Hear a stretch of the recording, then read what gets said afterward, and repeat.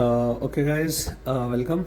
Lecture number 4 discuss करेंगे MOH के कुछ एमसीक्यूज। पहले एमसीक्यूज है हमारे पास, nurse is assessing a child which is infant with pyloric stenosis which of the following is likely to note. Nurse assess कर रही है एक चाइल्ड को जो इन्फेंट है, उसकी एज लेस देन 2 ईयर्स है और उसका जो मसला है पाइलोरिक स्टेनोसिस का है। तो सबसे पहले नर्स उसमें क्या नोट करेगी? डायरिया नोट करेगी, प्रोजेक्टाइल वोमिटिंग या सॉल्विंग डिफिकल्टीज या जेली लाइक स्टूल। डायरिया आपको पता है, प्रोजेक्टाइल वोमिटिंग, डिफिकल्टी वोमिटिंग या फोर्सफुल वोमिटिंग जो होती है उसको कहते हैं। सॉल्विंग डिफिकल्टीज वो भी आपको पता है क्या होती है, खाने में मुश्किलात होना। जेली लाइक स्टूल्स होता है। तो इसमें सबसे बेहतरीन ऑप्शन कौन सा होगा? अच्छा, सबसे पहले हम पाइलोरिक स्टेनोसिस को समझते हैं कि पाइलोरिक स्टेनोसिस हम कहते हैं when pylorus muscle abnormally thickened, block, या उसको हम कहते हैं वो ब्लॉक करती है द फ्लो ऑफ फूड। कहाँ से? From stomach to small intestine. क्योंकि पाइलोरस हम कहते हैं the muscle that control the flow of food from stomach to small intestine is called pylorus muscles. And यहाँ पे पाइलोरिक स्टेनोसिस कहते हैं when pylorus muscle abnormally thickened blocking the flow of food from stomach to small intestine is called pylorus stenosis। तो यहाँ पे सबसे जो पहला ऑप्शन है डायरिया, उसका आगे जा ही नहीं रहा, खुराक या अनडाइजेस्टेड फूड, तो डायरिया का कोई ऑप्शन नहीं बनता। swallowing difficulties, क्योंकि ये स्टमक टू स्मॉल इंटेस्टाइन का इशू चल रहा है तो यहाँ पे स्वॉलोइंग डिफिकल्टी नहीं हो सकती। जेली लाइक स्टूल आगे कुछ जा ही नहीं रहा, वहाँ पे टेकन हो जाता है, अब नॉर्मलिटी हो जाती है। तो सबसे बेहतरीन यहाँ पे ऑप्शन कौन सा होगा? प्रोजेक्टाइल वोमिटिंग का, फोर्सफुल वोमिटिंग, जो खुराक है वो वापस आएगा। तो इसलिए option number B projectile vomiting right option है। ओके, एमसीक्यू नंबर 2 हमारे पास आ जाता है कि labouring women desire to participate in her caesarean and have pain control, which of the following would satisfy her need. एक फीमेल है जो लेबरिंग वुमेन मीन जिसका जो अभी डिलीवरी करने वाली है, जो बच्चा पैदा करने वाली है, और उसकी ख्वाहिश है कि मैं सिसेरियन सेक्शन कर दूँ या सी सेक्शन कर दूँ जिससे कि वो पेन उनका कंट्रोल हो जाए। तो उसका डिज़ायर नीचे कौन सा पूरा कर सकेगा? सबसे पहले आ जाता है जनरल एनेस्थीसिया। जनरल एनेस्थीसिया आपको पता है पूरी बॉडी को बेहोश करने के लिए दिया जाता है।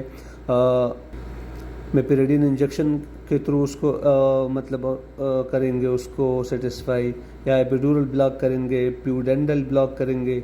अच्छा, चारों एमसीक्यूज को समझते हैं, उसके बाद राइट ऑप्शन पे जाएंगे।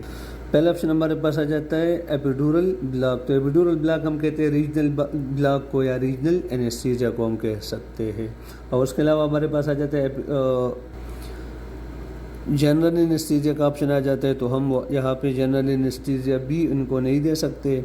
और उसके अलावा मेपिरिडिन इंजेक्शन आ जाता है तो वो भी हम इंजेक्शन देते हैं जनरल एनेस्थीसिया के लिए।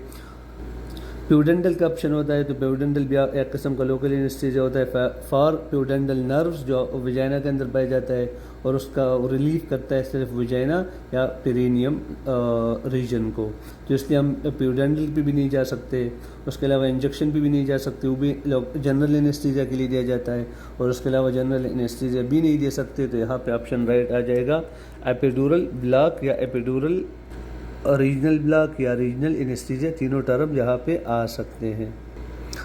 अच्छा, अगले एमसीक्यू हमारे पास आ जाता है which of the following patient should the nurse see first. नीचे आपको डिफरेंट पेशेंट दिए गए हैं, उनमें से नर्स सबसे पहले किसको देखेगी? Patient with muscle pain and fever, एक पेशेंट उसको मास्कुलर पेन है और उसको फीवर हो चुका है, उसको सबसे पहले देखेगी। पेशेंट शेड्यूल फॉर एसीजी, या एक पेशेंट के लिए डॉक्टर ने एसीजी लिखा है और उसके एसीजी करना है तो उसको पहले देखेगी। पेशेंट न्यूली डायग्नोज विच हाइपरटेंशन, या एक पेशेंट जो न्यूली डायग्नोज है हाइपरटेंशन का, उसको पहले देखेगी। या patient with complain of chest pen, या एक पेशेंट जिसका चेस्ट पेन कंप्लेन है उसको सबसे पहले देखेगी। तो यहाँ पे एक पेशेंट मसल पेन या मास्कुलर पेन फीवर, ये आपके पास नॉर्मल पेशेंट आ जाता है, इसको आप डिले कर सकते हो। पेशेंट जिसका एसीजी शेड्यूल है तो एसीजी आप डिले कर सकते हो 10-20 मिनट, हाफ एन आवर, इसका कोई इफेक्ट नहीं होगा। अच्छा, इसके अलावा patient newly diagnose with HTN, तो HTN के साथ अगर न्यूली डायग्नोज पेशेंट है तो उसको आप इतना सबसे प्रायोरिटी पे नहीं रख सकते। तो सबसे प्रायोरिटी पे आएगा patient with complain of chest pen, क्योंकि चेस्ट पेन आपको मुख्तलिफ किस्म की लाइफ थ्रेटनिंग सिचुएशन से गुजार सकती है। तो इसलिए यहाँ पे सबसे बेटर ऑप्शन होगा patient with complain of chest pain. अच्छा, 5वां MCQ हमारे पास आ जाते हैं। Which of the following test measure the total quantity of prothrombin in blood and monitor the effectiveness of warfarin sodium therapy and prolong deficiency in the extrinsic factor. अच्छा, यहाँ पे एक्सट्रिंसिक फैक्टर की बात कर रही है। तो एक्सट्रिंसिक फैक्टर होता है blood coagulation refers to tissue factors pathway, उसका एक लंबा उसका एक कम्प्लेक्स पाथवे होता है। तो एक्सट्रिंसिक फैक्टर उसको ब्लड कोगुलेशन की फैक्टर्स को नोटिफाई कर रहा है यहाँ पे। तो कहते हैं आपको कि आपने इस यहाँ पे कौन सा टेस्ट कर देना है, इसमें पॉइंट कौन से अपने जहन में रखने हैं कि effectiveness which monitor the effectiveness of warfarin sodium therapy and prolong deficiency in the extrinsic factor. दो क्वेश्चन को कंबाइन कर दिया है। तो थ्रोम्बिन टाइम आप उसके लिए टेस्ट करेंगे, इसके अलावा आप प्रोथ्रोम्बिन टाइम टेस्ट करेंगे, पार्शियल प्रोथ्रोम्बिन टाइम टेस्ट करेंगे या activated partial prothrombin time test करेंगे। तो यहाँ पे डायरेक्ट हम चलते हैं, कौन सा ऑप्शन यहाँ पे राइट होगा? थ्रोम्बिन टाइम को हम नहीं कर सकते, तो प्रोथ्रोम्बिन टाइम पे हम जाएंगे ताकि हमारा टाइम वेस्ट ना हो। क्यों? इसकी वजह ये है कि because it is use to monitor anticoagulant therapy like heparin sodium therapy जिसकी, या वारफरिन सोडियम थेरेपी जिसकी यहाँ पे बात हो रही है। तो इसके लिए इसके अलावा ये करता है, एसेस करता है लीवर फंक्शन को एंड डायग्नोज ब्लीडिंग डिसऑर्डर्स। तो इस वजह से हम प्रोथ्रोम्बिन टाइम के ऑप्शंस पे ही जाएंगे। तो राइट ऑप्शन होगा प्रोथ्रोम्बिन टाइम का। अच्छा, आज का लास्ट MCQ डिस्कस करते हैं। अ 6 years old male diagnosed with nephrotic syndromes, when caring for the patient's diet plan, the nurse should give 6 साल का बच्चा है और उसको निफ्रोटिक साइंड्रोम्स हो चुका है। अच्छा, निफ्रोटिक साइंड्रोम्स क्या होता है? निफ्रोटिक साइंड्रोम्स हमारे पास ग्रुप ऑफ सिम्टम्स होता है like proteinuria, hyperlipidaemia, oedema etcetera, जो इंडिकेट करता है डैमेज टू निफ्रॉन, मतलब निफ्रॉन के अंदर या किडनी के अंदर जो डैमेज को आइडेंटिफाई कर सकता है उसको निफ्रोटिक साइंड्रोम्स कहते हैं। तो ऐसे पेशेंट के डाइट प्लान क्या होना चाहिए? हाई साल्ट हाई फैट हम इस सिचुएशन में बिल्कुल नहीं दे सकते।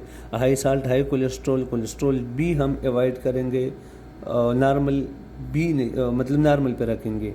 लो साल्ट लो फैट और लो प्रोटीन हाई फैट। तो यहाँ पे प्रोटीन की बात तो है लेकिन हाई फैट की बात हो रही है, तो इसलिए हमारे पास सबसे राइट ऑप्शन होगा low salt low fat. Thank you.